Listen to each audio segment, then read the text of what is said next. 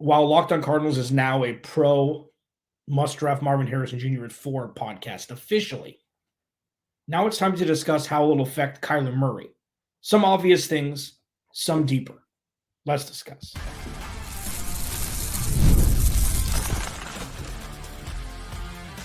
You are Locked On Cardinals, your daily Arizona Cardinals podcast. Part of the Locked On Podcast Network, your team every day. Locked On Cardinals, Alex Clancy here. Follow me on Twitter at Clancy's Corner. Follow the podcast at Locked On AZ Cards. Thank you for making Locked On Cardinals your first listen, free wherever you get your podcast and on YouTube, part of the Locked On Podcast Network. Your team every day. Today's episode is brought to you by the Game Time app. Download the Game Time app, create an account, use code LOCKEDONNFL for $20 off your first purchase. So, lot to discuss today. We're 10 days away from the draft? Fantastic. And then we have draft talk. We have what the team's going to look like. We've got a little free agency. We've got mini camps coming up after that. And then we have list season. List season is going to be so fun for the Arizona Cardinals this year. Watch for their name to be sprayed around in what I like to call the hypothetical lists. Like teams that could make a leap this season. Teams that have an outside chance of making the playoffs. Teams that have a quarterback who is a dark horse to win MVP. All of those things. The Cardinals are going to be a part of that now. They've been irrelevant. Now they're going to be part of it. It's going to be fantastic. But before that, there's a whole lot of stuff that needs to happen. Peter Schrager, one of the most, if not the most, tuned in media member, like quote-unquote talking head on TV. He's got great relationship everywhere. I feel like everybody loves him. He's like the Ted Lasso of sports media. Everybody loves him. After his talking with GMs, head coaches, etc., he put out his first mock draft. I think he only does 2, normally maybe 3, but I think only 2. And the second one is like the day before the draft. And he put out his mock draft, first one, has the Cardinals doing something that I think is the worst case scenario for the Cardinals. So discuss that in the second segment. There is one thing that is abundantly clear at this point pertaining to other teams that directly affects the Cardinals. I'll discuss that last. First, and this is something that when you see the banner, the overlay on YouTube, you're going to be like, why do we have to listen to 8 minutes of this idiot talking about this? If you're listening on audio, you just heard me call myself an idiot, and that's pretty much the cut and dry of it. What it says is what Marvin Harrison Jr. would mean to Kyler Murray. And let's do the eye rolls now. Everybody can eye roll what the obvious is. 3, 2, 1 collective eye roll. Okay, is that out of our systems now? Before we discuss it, go to the YouTube channel, search Locked On Arizona Cardinals, man. Hit that subscribe button. Turn notifications on. Please, subscribe wherever you get your podcast. Free and available. No paywalls here. What Marvin Harrison Jr. would mean to Kyler Murray. Let's do the obvious one first. He'll have a wide receiver 1. And this is all tracking that he'll be 75% of what people think he's going to be. Let's just say that as a safe baseline. He doesn't have any sort of catastrophic injuries. He plays for 7 or 8 years with the Cardinals, and 75%. He's going to have a wide receiver 1. That's the obvious one. Paired with Trey McBride, he's going to have another top-flight weapon with the potential of Michael Wilson and Greg Dortch being great backup dancers, as I call it, B-plus level wide receivers. Okay? That's one, obvious.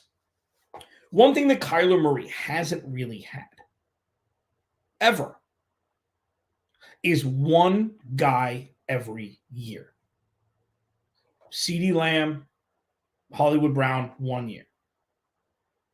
And then Larry Fitzgerald was on the way tail end of his career when Kyler Murray got drafted. Then you had DeAndre Hopkins for a year, which was great, but that was it. And then there were injuries, and then Kyler Murray, and then suspension, and then Kyler Murray, and that was it. The thing that Kyler Murray hasn't ever really had since high school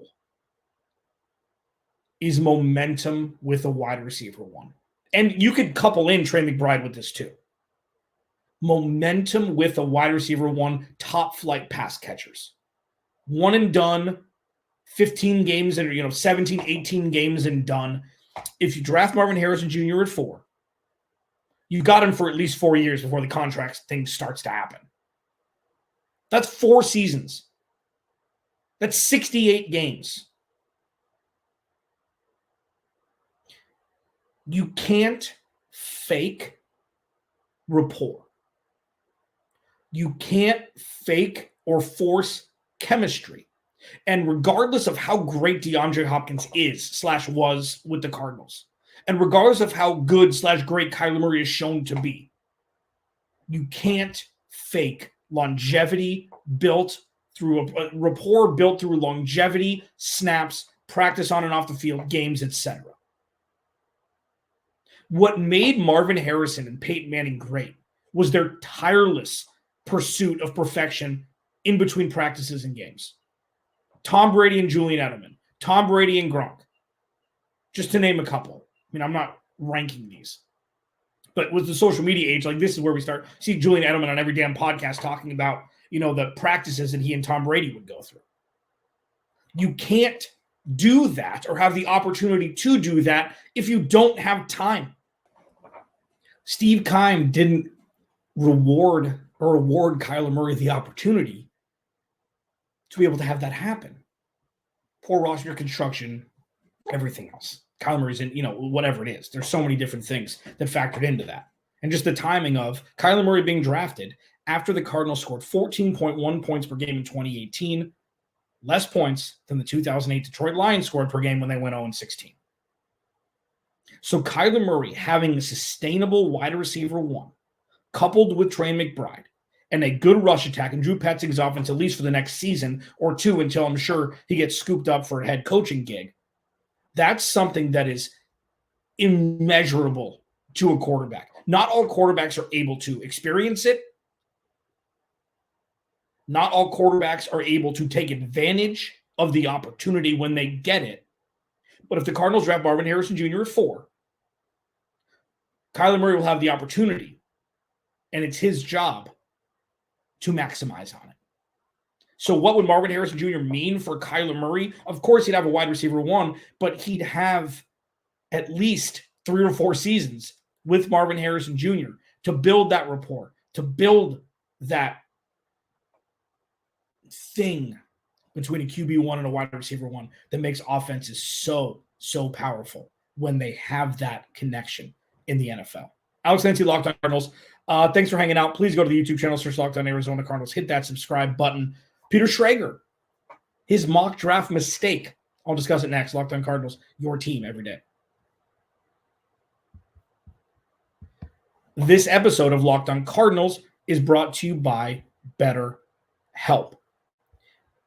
BetterHelp is a fantastic company, fantastic entity. And a lot of us, spending our lives wishing we had more time. The question is, time for what?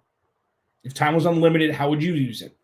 And the best way to squeeze that special thing into your schedule is to know what's important to you and make it a priority. And therapy can help you find what matters to you so you can do more of it. So if you're thinking of starting therapy, give BetterHelp a try. It's entirely online, designed to be convenient, flexible, and suited to your schedule. Just fill out a brief questionnaire to get matched with a licensed therapist and switch therapists at any time for no additional charge. Learn to make time for what makes you happy with BetterHelp. Visit BetterHelp.com/lockedon for 10% off your first month. That's BetterHelp, HELP.com/lockedon. Alex Clancy, Locked On Cardinals. Thanks for hanging out. Listen, tomorrow, it's time. The powers that be, Locked On NFL, have put together a fantastic thing for everybody to watch. It's Locked On NFL's Mock Draft Live on April 17th. That's tomorrow at 7 p.m. Eastern, streaming on the Locked On Sports Today 24/7 streaming channel on YouTube or the free Amazon Fire Stick TV channels app. Find the ultimate 6-episode series on April 17th at 7 p.m. Eastern to hear who the local Locked On experts are picking for every NFL franchise, with live reactions from local college football experts and even the fantasy football angle. The Locked On NFL Mock Draft on April 17th at 7 p.m. Eastern, streaming live on Locked On Sports Today 24/7 streaming channel on YouTube or the free Amazon Fire TV channels app. Say that 5 times fast. I said it twice fast, and that's good enough. And we move on.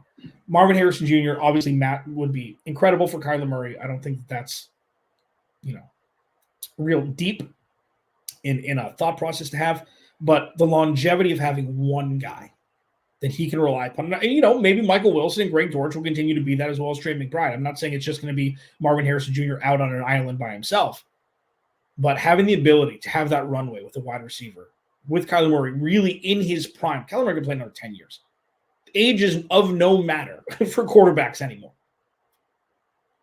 It'll just be pretty special. Peter Schrager, kind of friend of the show, had him on a couple years ago. That was one of the luckiest polls I ever had. We followed each other on Twitter. I DM'd him like, hey, Peter, you don't know who I am. Would love to have you on. So, yeah, can you do 10 minutes from now? I'm like, perfect. I had him on and, great conversation. And, he's one of the most plugged in media members out there, one of the most beloved. I think the Ted Lasso thing is real. I think Peter Schrager is like the Ted Lasso of NFL media. Everybody just loves him. And good for him. Great dude.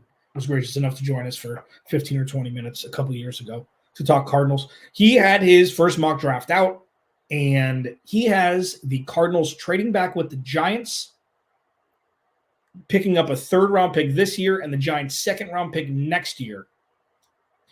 Giants go up and take their quarterback. Marvin Harrison Jr. goes at 5, and the Cardinals draft Rome Odunze at 6. Now, there's a couple different layers to this, okay? And while I've said that I think that drafting Marvin Harrison Jr. is the right choice at this point, and not at this point, I'm going no further, or I'm not going anywhere else besides saying Marvin Harrison Jr. is the choice. He's got to be the choice. If the Cardinals were to trade back, this is by far the most pukey option, the most pukable option. Number one, they don't get nearly enough to move back a second-round pick. Like, here's the thing. Regardless of who your favorite pundit is, favorite draft guy is, draft lady, draft woman, draft person is, if it's close, Rome Odunze, Malik Neighbors, and Marvin Harrison Jr., why not take the one that is in front of the pack and has been pretty much for two seasons? I don't see a world where picking up 2 extra picks to move back 2 spots and watch the team at that point directly in front of you draft the guy that you've had in pretty much Sharpie, or at least, remember pens that were erasable? That shows my age. But there, at one point, young ones, there were pens that were erasable, not just pencils. It was kind of in the middle there. It's like Marvin Harrison Jr. is going to go 4. Just don't overthink it. That was the first thing. And then Minnesota's going to go nuts, and they're going to want to give away 38 draft picks to move up. It's like, well, now you got to consider. And then, everything in between. But if you're that close to the number 4 overall pick and you punt to pick up a second next year and a third this year, of which you already have 3, and draft a wide receiver and it not be Marvin Harrison Jr., no.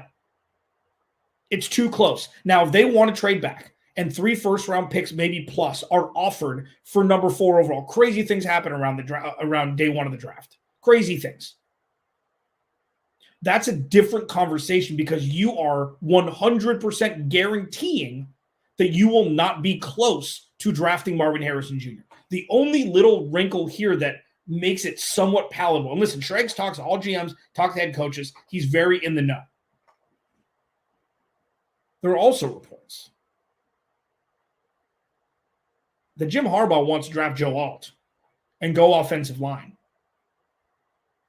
And if that's the case, that would be, the miniature version of my quote-unquote insane idea that now other people are talking about, which is funny, of the Cardinals taking Minnesota's 11-23 in a future first and then jumping back up to number 5 and drafting Marvin Harrison Jr. If they move back to 6 and Marvin Harrison Jr. is there at 6 and they get a future second and a third this year, that's a win. Okay, sure. That ain't gonna. Let's just pretend that that's not the case. You don't play with fire when you're that close to the flame. Damn, that was really good. Yes. You do not draft a wide receiver that's not Marvin Harrison Jr. if it's 1 pick away from Marvin Harrison Jr. and you chose to pick one pick behind the team that drafts Marvin Harrison Jr. when, in fact, you had the pick before the team that drafted Marvin Harrison Jr., and you decided that a third-round pick and a second-round pick in the future, plus Rome Odunze, is worth more than Marvin Harrison Jr. Now, if Monty Ossenfort and Jonathan Gannon, and Dave Sears, who have extensive scouting backgrounds, all three of them, think that Rome Odunze is the guy, that's different. But if Marvin Harrison's the guy, you're not playing with fire and trading back 2 spots. You're just not, in my opinion. The real mock draft you want to look at, again, in my opinion, from my experience, is Peter Schrager is like a day or two before the draft. That's the one that's the closest, usually, to what is going to happen or in what vicinity it's going to happen, especially, with trades and things like that. And it's going to be wildly fascinating. And we're, 9 days away, 10 days away. It's going to be awesome. There's one thing that is 100% abundantly clear. What is it? That, in the biz, is what we call a tease. Discuss it next. Locked on Cardinals, your team every day. This episode of Locked on Cardinals is brought to you by the Game Time app. Okay. The Game Time app is awesome for a couple different reasons. One, you can buy tickets up to an hour after any sort of event starts for the most part. Diamondbacks are in full swing. Suns playoffs around the corner.